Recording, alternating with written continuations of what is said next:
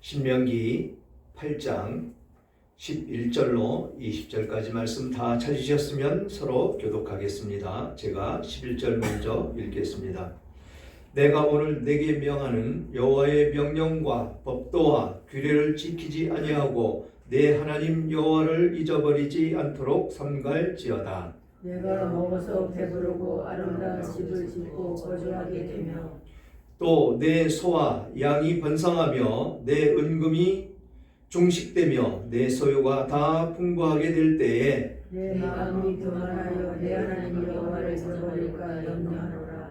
여호와는 너를 애굽 땅 종되었던 집에서 이끌어내시고 너를 인도하여 그 광대하고 위험한 광야 곧 불뱀과 전갈이 있고 물이 없는 건조한 땅을 지나게 하셨으며 또 너를 위하여 단단한 반석에서 물을 내셨으며 내 조상들도 알지 못하던 만나를 광야에서 내게 먹이셨나니 이는 다 너를 낮추시며 너를 시험하사 마침내 내게 복을 주려 하심이었느니라. 그러나 내가 마음에 이르기를 내 능력과 내 손의 힘으로 내가 이 재물을 얻었다 말할 것이라. 내 하나님 여호와를 기억하라. 그가 내게 재물 얻을 능력을 주셨으니라. 이같이 하심은 내 조상들에게 맹세하신 언약을 오늘과 같이 이루려 하심이라. 내가 만일 내 하나님 여호와를 잊어버리고 다른 신들을 따라 그들을 섬기며 그들에게 절하면 내가 너희에게 증거하노니 너희가 반드시 멸망할 것이라. 여호와께서 너희 앞에서 멸망시키신 민족들같이 너희도 멸망하리니 이는 너희가 너희의 하나님 여호와의 소리를 청종하지 아니함이니라. 아멘. 아멘. 오늘 제목은 풍요 속에서 하나님을 기억하라 라는 제목으로 은혜를 나눌까 합니다. 이제 2025년 마지막 주일을 맞았습니다. 이제 3일 지나면 오늘 포함해서 4일이 지나면 새해 2026년이 시작이 됩니다. 그런 의미에서 우리는 어떤 모습으로 하나님을 기억하고 살고 있는지, 하나님을 기억하지 않고 살아가는 그런 삶 가운데 하나님은 어떤 모습으로 우리에게 다가오는지 본문을 통해서 알아보며 이 25년을 잘 마무리하시는 여러분들 되셨으면 좋겠습니다. 사람은 인류의 조상으로부터 받은 그 죄의 본성으로 무질서하고 완악해져 있으며 어떤 법적 제재를 받지 않거나 징계가 없으면 한 사람도 정상적인 삶을 살지 못할 것입니다. 어느 나라든지 법의 제재 아래 있고 교육을 통해서 가르침을 받고 있으면서도 사람은 환경적인 동물로서 언제 어떻게 변할지 자신도 책임질 수 없는 그런 실정 가운데 놓여 있습니다. 사도 베드로도 자신이 그렇게 연약한 존재인지 몰랐습니다. 또한 사도 바울도 자신이 그렇게 악한 종교주의자가 되어 있는 줄을 미처 몰랐었습니다. 성경 속에서 하나님의 사람들은 삶의 시련을 통해서 하나님을 더 의지하게 되고 믿음의 사람으로 거듭나며 다듬어지며 성장하는 것을 우리는 볼 수가 있습니다. 사람들은 정도의 차이는 있지만 그만이 감당할 수 있는 삶의 크고 작은 시련들을 겪으면서 현재 자신의 자리에 올 수 있었다는 것을 고백할 것입니다. 그래서인지 세상 가운데에는 사람은 절대 변하지 않는다는 그런 체념적인 말을 하는 것을 종종 듣습니다. 그 말은 맞을 수도 있습니다. 사람은 바뀌지 않는다는 것이 통상적인 예이기 때문에 그렇습니다. 그것은 한 개인의 얘기가 아니라 인간의 그 인류 조상으로부터 전가받은 그 죄로 인해서 그리스도 밖에서는 회복할 수 없기 때문에 그렇습니다. 그래서 세상 사람들은 절대로 변하지를 않습니다. 옛날 모습 그대로, 그 악한 모습 그대로를 간직하며 그 악을 행하며 그렇게 살아가지요. 그렇지만 그들 가운데에도 죄에서 노임받지 못하고 그렇게 점점 그 죄는 눈덩이처럼 커져서 세상의 거짓된 논리에 의해서 거짓의 노예로 살아갈 수밖에 없는 그들의 모습을 우리는 볼 수가 있습니다. 오늘 본문은 이제 올 한 해 베풀어 주신 은혜에 감사하며 마무리해야 되는 그런 시점에서 풍요를 주신 하나님을 잊지 말자라는 그런 의미에서 늘 하나님을 기억하면서 26년 한 해를 감사함으로 영광 돌리며 사시는 한 해가 되기를 그렇게 원하며 말씀을 살펴보며 우리의 모습을 살펴보기를 원합니다. 11절 내가 오늘 내게 명하는 여호와의 명령과 법도와 규례를 지키지 아니하고 내 하나님 여호와를 잊어버리지 않도록 삼갈지어다 라고 권면을 합니다. 우리는 지금 이 말씀이 내 안에서 역사하고 있고 이 말씀대로 한 해를 지키며 살아왔는지 우리는 살펴봐야 될 것입니다. 하나님께서 명령하신 그 법도와 규례를 지키고 살아왔는지,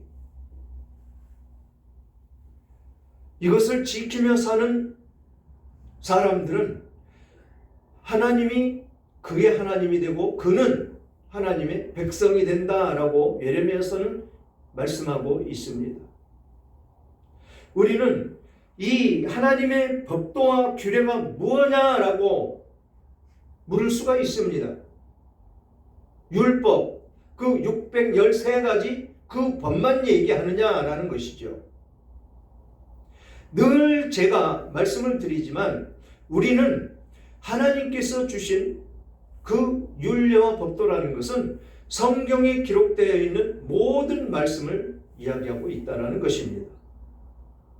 성경 66권에 기록되어 있는 모든 말씀, 이 말씀으로 우리는 은혜를 받고 이 말씀을 따라 살아감으로 인해서 갈급함이 사라지고 이 말씀을 따라감으로 말미암아서 하나님은 우리에게 먹을 것도 주시고 풍성히 살아갈 수 있도록 인도해 주시는 것이 하나님이시다라는 것입니다. 그뿐이겠습니까? 아픈 자 치료해 주시고 병든 자 고쳐주시고 연약한 자 돌봐주시고 심령 가운데 갈급함이 있는 자 그 갈급함을 채워주시고, 그렇게 우리는 하나님의 은혜를 받으며 한 해를 달려왔습니다.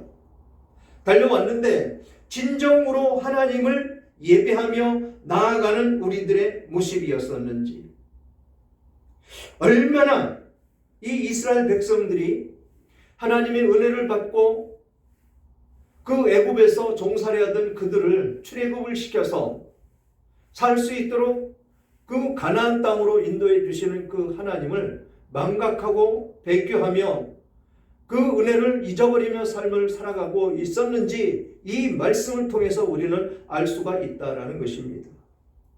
하나님을 잊어버리고 사는 그 모습, 언제 잊어버립니까? 우리가 언제 하나님을 쉽게 잊어버릴까요? 우리가 평안해졌을 때, 먹고 살 걱정, 근심이 없어졌을 때,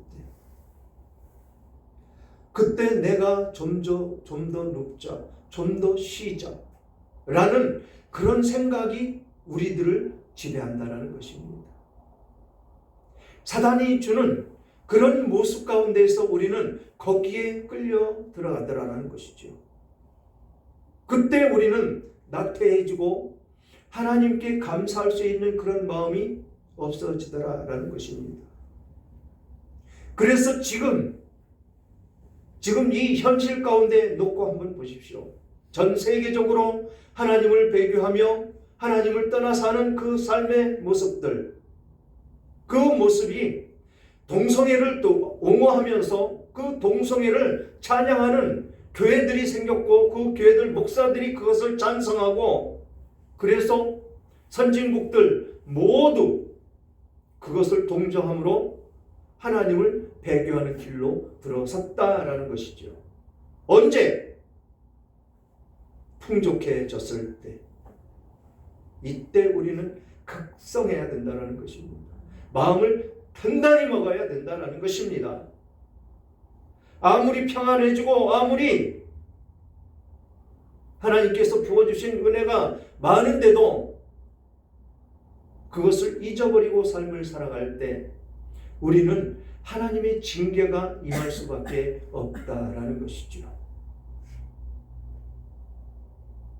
좀 더 눕자, 좀 더 평안히 쉬자 라고 마음먹는 그 순간 바로 사단은 틈타서 우리들을 저 천길 낭떠러지 그곳으로 밀어버리고 마는 그런 상황에 처할 수밖에 없다라는 것입니다.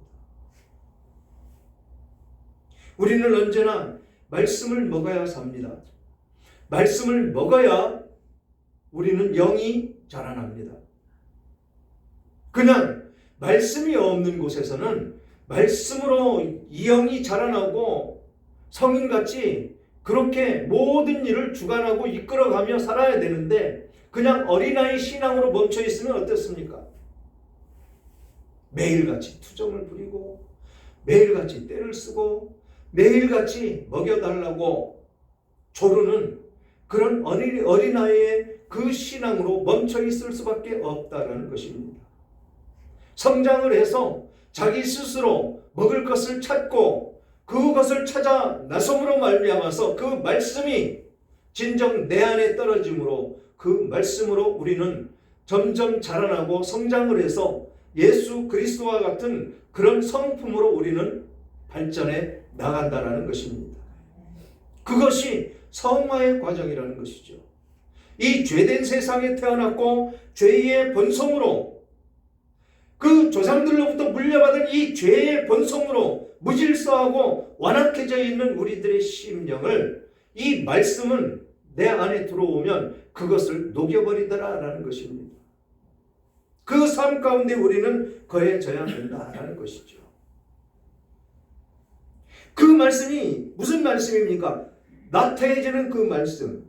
내가 먹어서 배부르고 아름다운 집을 짓고 거주하게 되며 또 내 소와 양이 번성하며 내 은금이 증식되며 내 소유가 풍부하게 될 때에 내 마음이 교만하여 내 하나님 여호와를 잊어버릴까 염려하노라. 여호와는 너를 애굽 땅 종되었던 집에서 이끌어내시고 라고 말씀을 하신다라는 것입니다. 언제? 우리가 먹어서 배부르고 아름다운 집을 짓고 거주하게 될 때. 이게 무엇을 얘기합니까? 하나님께서 은혜를 베풀어 주셔서 풍족하게 될 그때를 이야기하는 것입니다.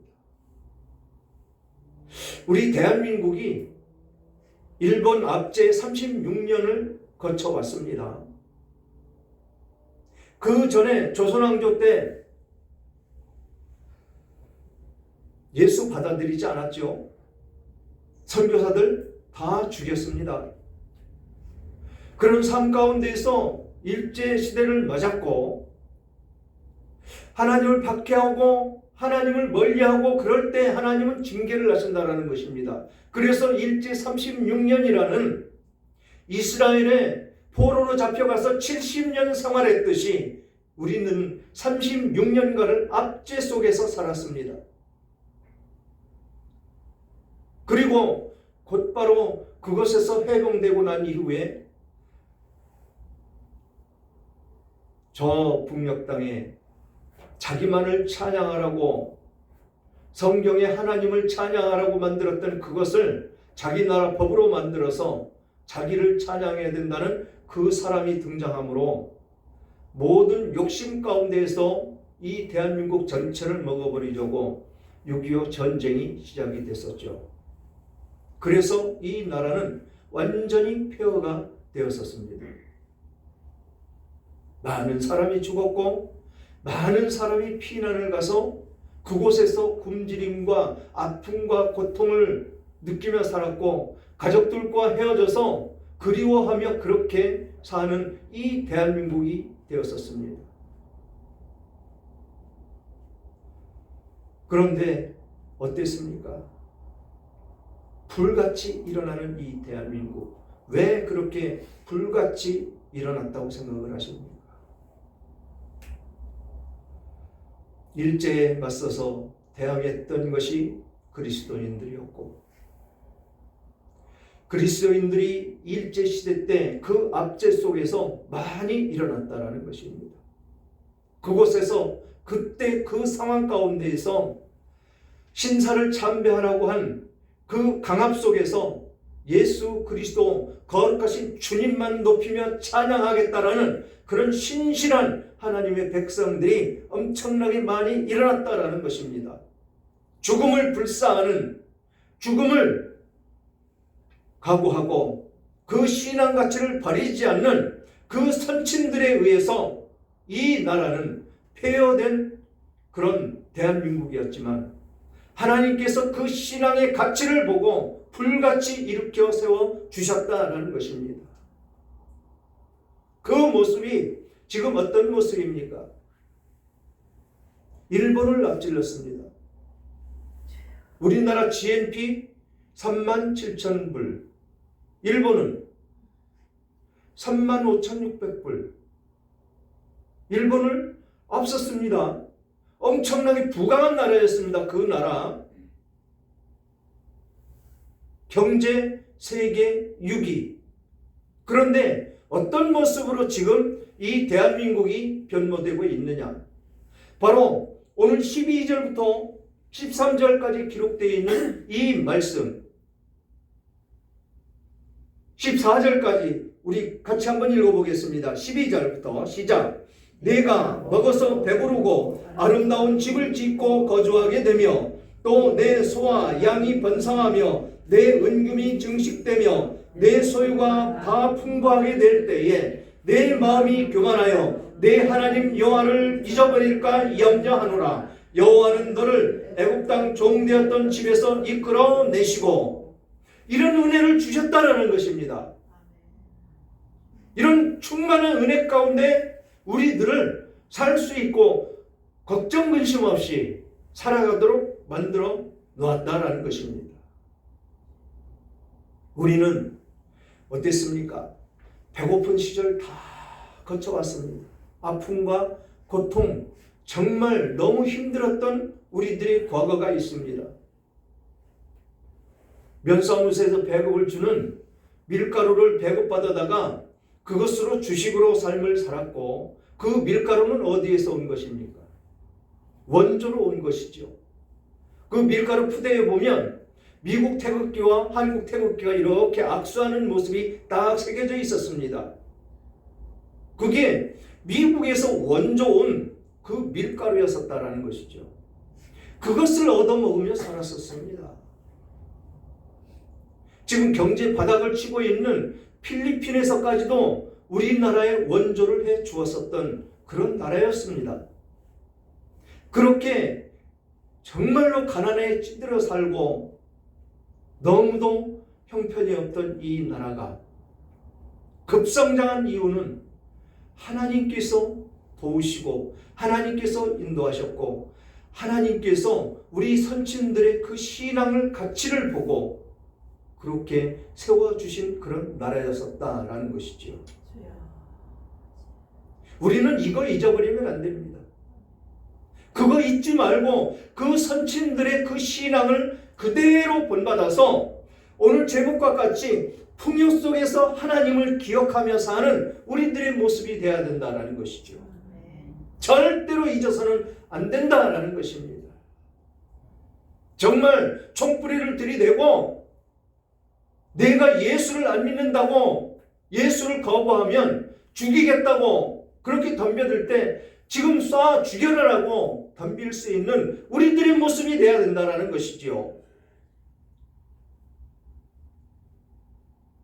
예수가 있으면은요, 독재주의는 성립이 될 수가 없습니다.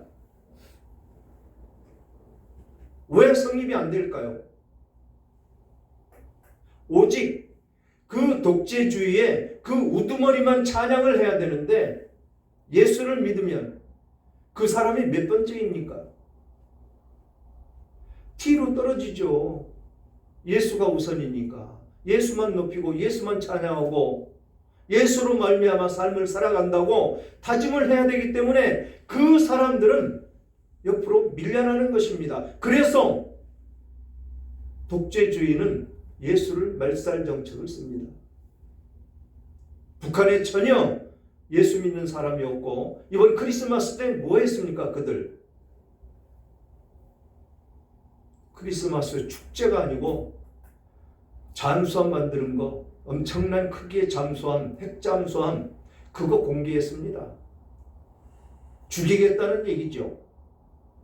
사랑으로 안고 사랑으로 품고 서로를 격려하고 존중하며 살으라고 예수 그리스도는 가르치고 있는데 그 무시무시한 핵잠수함을 만들어서 그것을 공개했습니다. 이게 독재주의의 현실이라는 것이죠. 중국엔 모든 선교사들 다 추방시켜버리고 외국인 교회는 남겨놨다가 그것마저도 없애버리고 그곳에서 사역하고 있는 교역자들 다 추방시켜버렸습니다.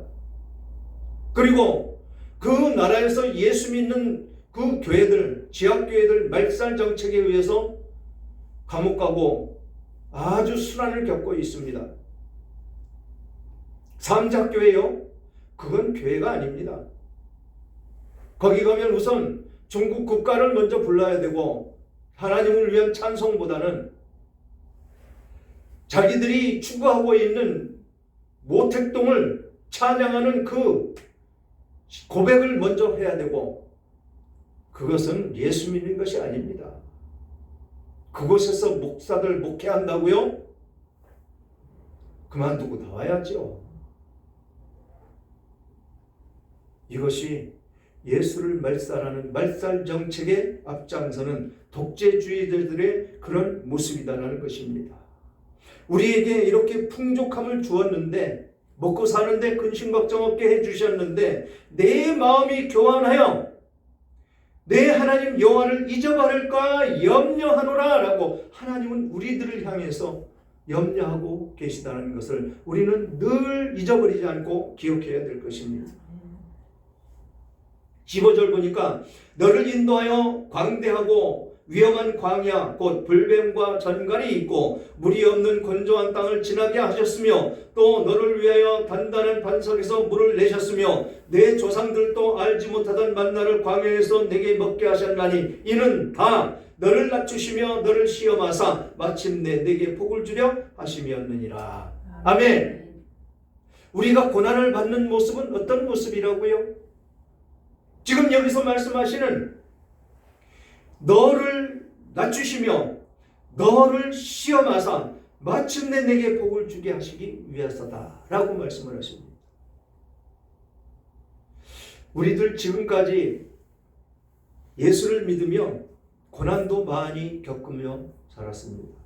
전혀 생각하지 못했던 그런 어려운 일도 겪었습니다. 그때마다 우리는 하나님을 더 매달렸죠. 때로는 원망할 때도 있었고 불평할 때도 있었지만 그래도 하나님께 돌이키며 왜 이런 고난이 내게 찾아왔는지 알게 해달라고 고백을 하며 기도하고 또 기도하고 회개하며 돌이키고 그렇게 나아갈 때 하나님께서는 어떤 모습으로 우리들에게 다가오셨는지 우리는 깊이 생각을 해 보셔야 됩니다. 왜 고난이 나에게 찾아왔었는지 우리는 그것을 깊이 있게 생각을 해봐야 된다는 것이지요. 하나님은요 정말 사랑하는 내 백성이면 내가 가장 사랑하는 그것 뺏어갑니다. 이래도 네가 나를 믿고 따라오겠느냐? 내가 가장 사랑하는 것이 무엇입니까? 가장 사랑하는 것 자녀가 첫 번째이겠죠. 남편과 아내이고 그 다음에 앞에서 말씀하신 내가 먹어서 배부르고 아름다운 집을 짓고 거주하고 내 소와 양이 번성하고 내 은금이 중축되고 내 소유가 풍부하게 될 그때 그거 걷어가시면 그것보다 더 고난이 어디 있겠습니까? 이게 세 번째가 아니겠습니까? 자녀와 배우자와 재물. 하나님은 그렇게 하시는 분이십니다. 그래서 진정으로 그 사람이 깨닫고 하나님 되심을 찬양하며 나아갈 때 하나님은 뭐라고 하신다고요? 그렇게 낮추고 너를 시험하사 마침내 내게 복을 주고 복을 주려 하심이었느니라. 복을 주시기 위해서 그렇게 하신다라는 것입니다. 어떤 복? 물질 풍족한 복? 물론 그것도 오겠죠.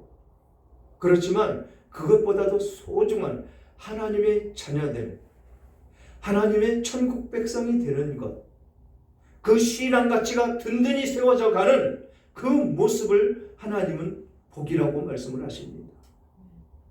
그 안에 머물러야 된다라는 것이지요. 그런데 그렇게 복을 주시기 위해서 그렇게 하셨는데 17절부터 그러나 참 그러나라는 이 접속사가 붙습니다.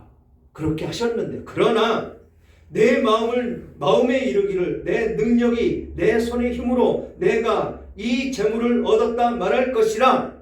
내 하나님 여호와를 기억하라. 그가 내게 재물을 얻을 능력을 주셨습니다. 이같이 하심은 내 조상들에게 맹세하신 언약을 오늘과 같이 이루려 하심이니라.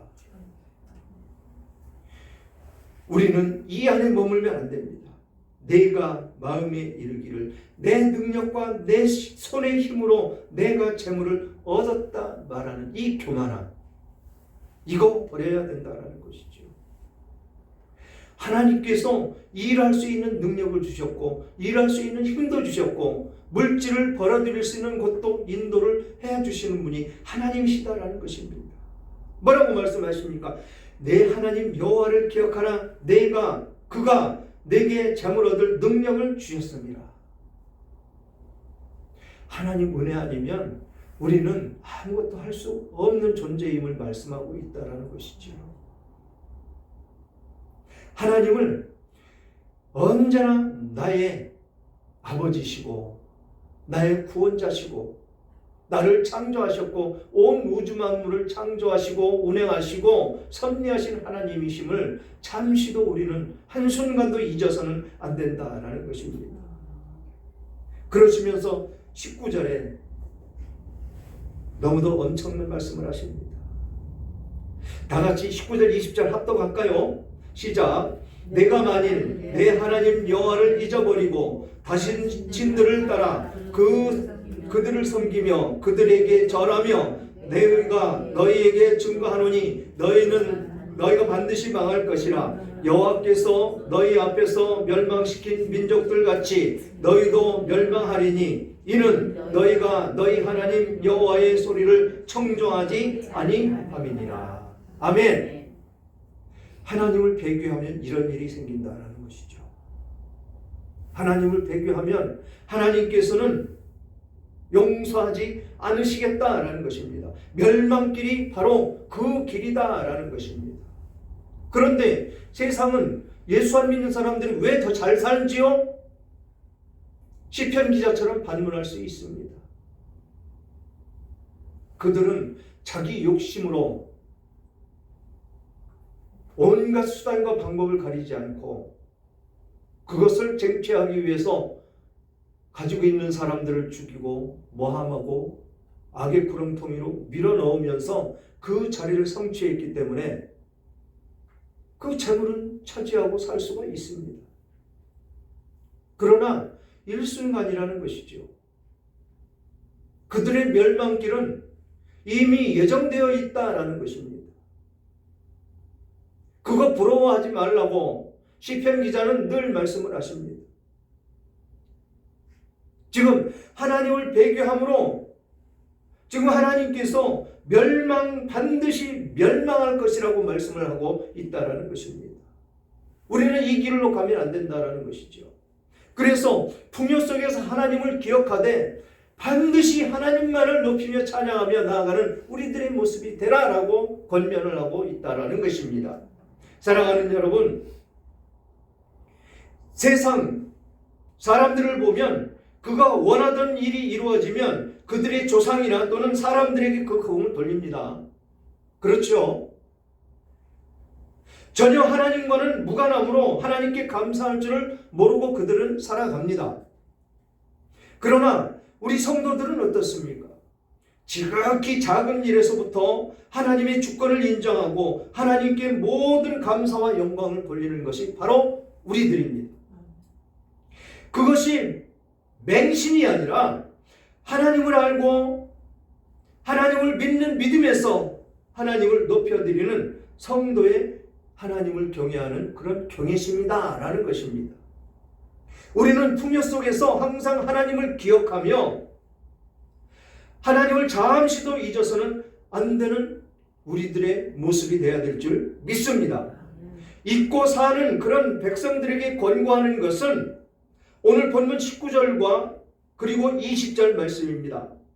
다시 한번 19절과 20절 합독하고 말씀을 맺도록 하겠습니다.